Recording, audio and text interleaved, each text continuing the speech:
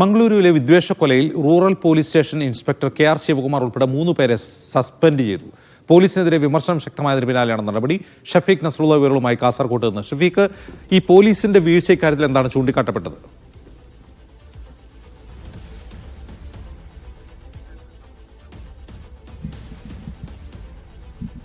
അജീംസ്, ഈ സംഭവം നടന്നത് ഞായറാഴ്ച വൈകുന്നേരം 3 മണിയോടുകൂടിയാണ്. അന്ന് ആൾക്കൂട്ട ആക്രമണം ഈ ക്രിക്കറ്റ് മത്സരം നടക്കുന്ന ഗ്രൗണ്ടിൽ ഉണ്ട് എന്ന് അപ്പോൾ തന്നെ അവിടെ നിന്നൊരു യുവാവ് റൂറൽ പോലീസ് സ്റ്റേഷനിലേക്ക് വിവരം അറിയിച്ചിരുന്നു. ആ വിവരം ലഭിച്ചിട്ടും മംഗളൂരു റൂറൽ പോലീസ് സ്റ്റേഷനിലെ ഇൻസ്പെക്ടറും ഹെഡ് കോൺസ്റ്റബിളും ആ വിവരം മറച്ചുവെച്ചു. അതിൽ നടപടി സ്വീകരിച്ചില്ല എന്നതാണ് വിമർശനം ഉയർന്നിരുന്നത്. അതോടൊപ്പം തന്നെ ഉന്നത പോലീസ് ഉദ്യോഗസ്ഥർക്ക് ഈ വിവരം കൈമാറുന്നതിലും വീഴ്ച സംഭവിച്ചു. ഈ ആക്രമണം നടക്കുന്ന സമയത്ത് തന്നെ അവിടെ നിന്ന് ഗ്രൗണ്ടിൽ നിന്ന് ഒരു യുവാവ് ഈ പോലീസ് സ്റ്റേഷനിലേക്ക് വിവരം ഇത്തരത്തിൽ ഒരു ചെറുപ്പക്കാരനെ ആൾക്കൂട്ടം മർദ്ദിക്കുന്നതായുള്ള വിവരം നൽകിയിരുന്നു എന്നാണ് പുറത്തു വന്നത്. ആ വിവരത്തിൽ ഉടൻ നടപടി സ്വീകരിക്കുന്നതിന് പകരം അത് മറച്ചുവെച്ചു. ഉന്നത പോലീസ് സംഘത്തിന് ആൾക്കൂട്ട മർദ്ദനത്തെ സംബന്ധിച്ചുള്ള വിവരം നൽകുന്നതിലും വീഴ്ചയുണ്ടായി. ഈ കുറ്റങ്ങൾ ചുമത്തിക്കൊണ്ടാണ് ഇപ്പോൾ 3 പോലീസ് ഇൻസ്പെക്ടറെയും ഹെഡ് കോൺസ്റ്റബിളിനെയും സസ്പെൻഡ് ചെയ്തത്. കഴിഞ്ഞ ദിവസം ജില്ലാ കോൺഗ്രസ് കമ്മിറ്റിയുടെ പ്രസിഡന്റ് റൂറൽ സ്റ്റേഷനിലെ ഇൻസ്പെക്ടറെ സസ്പെൻഡ് ചെയ്യണം എന്നൊരാവശ്യവുമായി രംഗത്ത് വന്നിരുന്നു. നേരത്തെ തന്നെ CPM-ഉം അത്തരം ഒരാവശ്യവുമായി പോലീസ് ഈ വിഷയത്തിൽ ഗുരുതരമായ വീഴ്ചയുണ്ടായി എന്ന് ചൂണ്ടിക്കാണിച്ചിരുന്നു. ഈ ഒരു പശ്ചാത്തലത്തിലാണ് ഇപ്പോൾ 3 പോലീസ് ഉദ്യോഗസ്ഥർക്കെതിരെ നടപടി സ്വീകരിച്ചിരുന്നത്. അതോടൊപ്പം തന്നെ BJP-യുടെ പ്രാദേശിക നേതാവ് പ്രകോപനപരമായി പ്രസംഗം നടത്തിയിരുന്നു.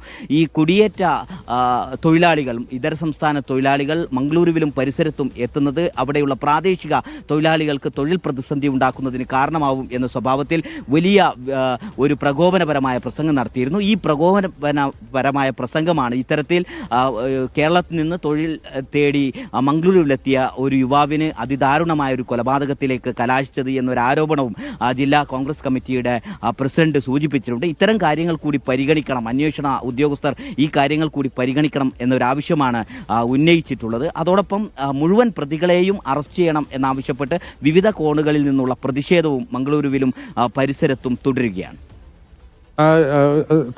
ഷഫീഖ്, ഒരു കാര്യം കൂടി, ഈ സംഭവത്തിന് FIR പുറത്തു വന്നിട്ടുണ്ടോ? ഈ പാകിസ്ഥാൻ അനുകൂല മുദ്രാവാക്യം വിളിച്ചതിനാണ് തല്ലിക്കൊന്നത് എന്ന് തന്നെയാണോ FIR-ലും ഉള്ളത് ഇപ്പോഴും?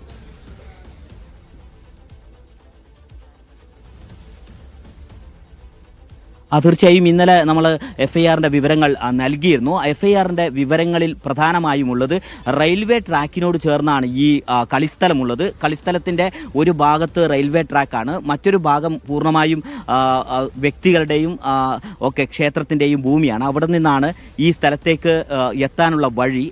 ഈ അഷ്റഫ് എന്ന് പറയുന്ന യുവാവ് റെയിൽവേ ട്രാക്ക് വഴി താഴ്ഭാഗത്തേക്ക്, അതായത് ഗ്രൗണ്ടിലേക്ക്, കളി നടക്കുന്ന സ്ഥലത്തേക്ക് പാകിസ്ഥാൻ എന്ന് വിളിച്ചു പറഞ്ഞ് ഇറങ്ങി വന്നു എന്നാണ് അതിലുള്ളത്. ആ പാകിസ്ഥാൻ എന്ന് വിളിച്ച് ഇറങ്ങി വരുന്നതിൽ പ്രകോപിതരായ ആൾക്കൂട്ടം അവിടെ കളിക്കുകയും കളി കാണുകയും ചെയ്തിരുന്ന ആൾക്കൂട്ടം ആക്രമിക്കുകയായിരുന്നു എന്നാണ് FIR-ലുള്ളത്. അതിൽ FIR-ൽ പരാതി നൽകിയത്. ഈ സംഭവത്തിൽ തന്നെ ഇപ്പോൾ സൂചിപ്പിച്ചതനുസരിച്ച് വൈകുന്നേരം ഈ സംഭവം ആൾക്കൂട്ട ആക്രമണം നടക്കുമ്പോൾ തന്നെ പോലീസ് സ്റ്റേഷനിലേക്ക് ഒരു യുവാവ് വിവരം വിളിച്ചറിയിച്ചിട്ടും നടപടി എടുത്തില്ല. പിന്നീട് അവിടെ അതുവഴി കടന്നു പോവുകയായിരുന്ന സ്കൂട്ടർ യാത്രക്കാർ ഒരു അജ്ഞാത മൃതദേഹം കണ്ടു എന്ന വിവരം പോലീസിന് നൽകി.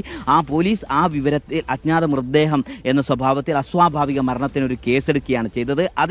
അത് വലിയ വിവാദമുണ്ടായതിനു ശേഷം അടുത്ത ദിവസം തിങ്കളാഴ്ച രാത്രിയോടുകൂടിയാണ് പുതിയൊരു പരാതി ഇപ്പോൾ പുറത്തു FIR-ന്റെ പരാതി ഉണ്ടാവുന്നത്. ആ പരാതിയിൽ പറഞ്ഞ ആളാണ് ഈ പാകിസ്ഥാൻ എന്ന് വിളിച്ച് വരുന്ന അഷ്റഫിനെ ഒരു കൂട്ടം കളിക്കാരും കളി കാണുകയും ചെയ്തിരുന്ന ആളുകൾ ആക്രമിക്കുകയായിരുന്നു. താൻ തടയാൻ ശ്രമിച്ചിട്ടും അവർ തടഞ്ഞില്ല, അവരെ ആക്രമിച്ചു കൊന്നു എന്ന് പറയുന്നത്. ഈ സംഭവം നടന്ന് 24 മണിക്കൂറിന് ശേഷമാണ് ഈ പുതിയ പരാതി എടുത്തത്. ആദ്യത്തെ പരാതിയിൽ ഒരു സ്കൂട്ടറിൽ സഞ്ചരിക്കുന്ന 2 ചെറുപ്പക്കാർ ഒരു അജ്ഞാത മൃതദേഹം കണ്ടു എന്ന പേരിൽ പോലീസ് അവിടെ എത്തി ആ രൂപത്തിൽ കേസെടുത്തിരുന്നു. രണ്ടാമത്തെ പരാതി ആരുടേതാണ്? രണ്ടാമത്തെ പരാതി ആരാണ് നൽകിയത്?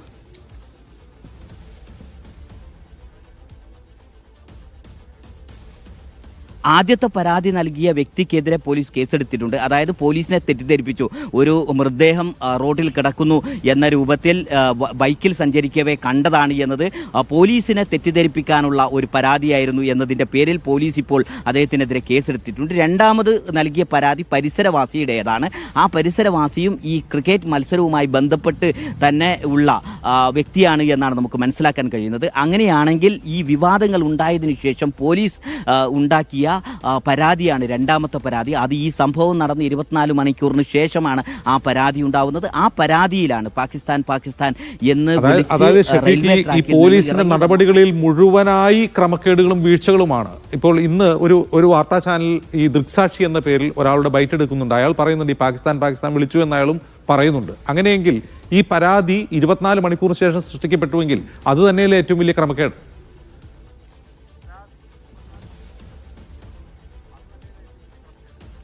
തീർച്ചയായും ഇപ്പോൾ പുറത്തു വരുന്ന വിവരം ഈ പോലീസ് ഉദ്യോഗസ്ഥരെ സസ്പെൻഡ് ചെയ്യുന്ന സമയത്ത് ഉന്നത പോലീസ് സംഘം പറഞ്ഞത് ആ സമയത്ത് പോലീസ് സംഘത്തിന് വിവരം റൂറൽ പോലീസ് സ്റ്റേഷനിലേക്ക് അവിടെ ഉണ്ടായിരുന്ന ചെറുപ്പക്കാരൻ ഒരു വിവരം നൽകിയിരുന്നു എന്നാണ്. ആ വിവരം കിട്ടിയ ഉടൻ ആ സ്ഥലത്തേക്ക് പോലീസ്